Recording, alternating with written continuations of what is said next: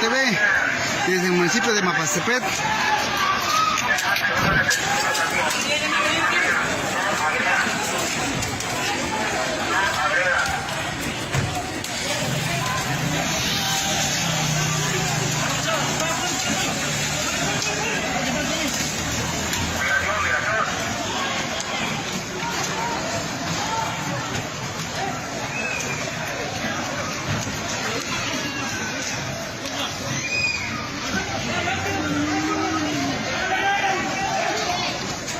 Es como para Foro TV, desde el municipio de Mapastepet, donde en estos momentos, pues,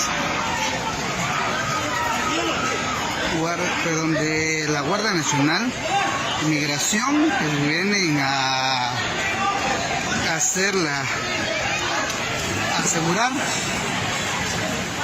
a los migrantes.